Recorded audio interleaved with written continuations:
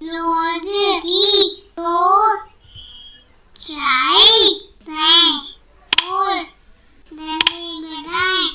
दोस्तों, आपको याद होगा कि हमने जाना था कि कई चीज़ें दर्जन में बेची जाती हैं, यानी कि डजन्स में, और एक दर्जन में होते हैं 12।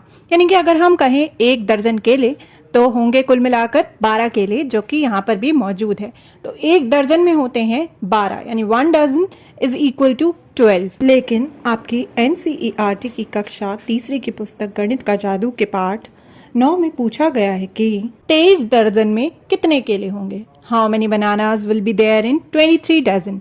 तो यदि हमें पता लगाना है कि 23 दर्जन में कितने केले होंगे, तो हम क्या कर सकते हैं, क्योंकि एक दर्जन में 12 होते हैं तो 12 को 23 बार जोड़ सकते हैं, या फिर हम 23 दर्जन पता लगाने के लिए क्या कर सकते हैं, 23 को गुना कर सकते हैं 12 से, यानी 23 मल्टीप्लाई बाय 12, और हमारा उत्तर आ जाएगा।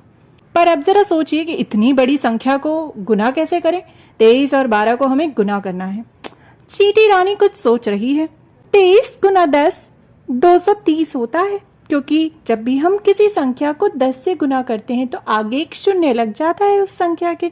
तो 23 गुना 10 तो 230 होता है, इसलिए जवाब 230 से ज्यादा होगा। तो चीटी रानी ने बताया कि जवाब 230 से तो ज्यादा होगा। कैसे? उन्होंने उसे 23 को 10 से गुना कर दिया। हमें वैसे 12 से करना है, उससे कम संख्या से करेंगे, यानी कि जवाब ज्यादा ही होगा। तो 230 से जवाब ज्यादा होना चाहिए। चलिए देखते हैं हम कैसे पता लगाएं कि 23 गुना 12 क्या होगा। कैसे पता करें 23 गुना 12? हम इसे भी उसी तरीके से कर सकते हैं।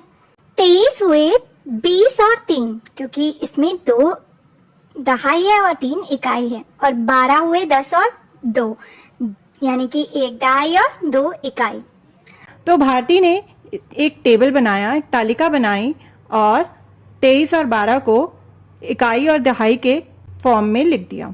तो ऊपर की ओर उसने लिखा 23 को, यानी कि 20 और 3, क्योंकि 20 और 3 बनते हैं 23, और लेफ्ट साइड उसने लिखा 10 और 2, जो कि बनते हैं 12।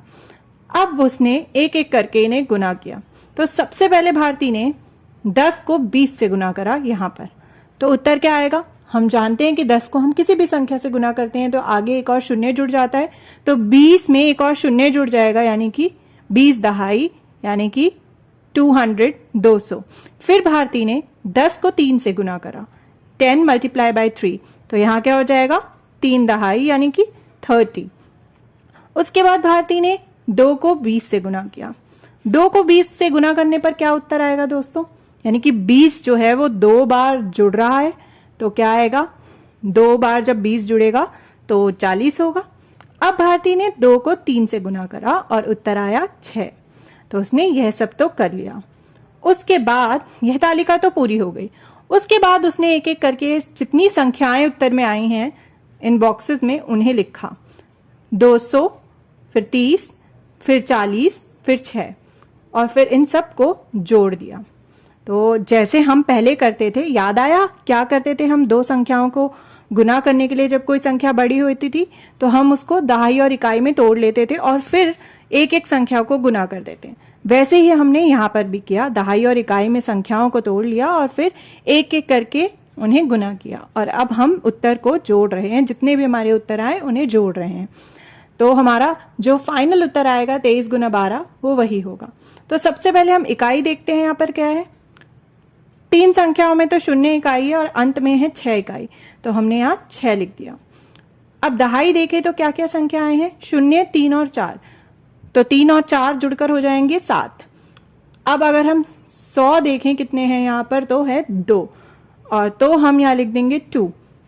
तो यहाँ पे है कुल मिला के 200, 7 दहाई और 6 इकाई, यानी कि 276।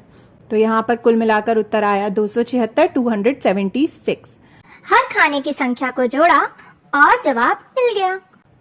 वाह, बिल्कुल ठीक। 23 गुना 12 276 होते हैं, यानी कि 276। तो दोस्तों हमने पता करा कि 23 दर्जन केले आखिर होते कितने हैं। 23 डजन बनानास कितने होते हैं? क्या आप बता सकते हैं गुना करके कि 25 दर्जन केले कितने होंगे? यानी कि 25 डजन बनानास आखिर कितने होंगे, जरा आप भी पता लगाइए।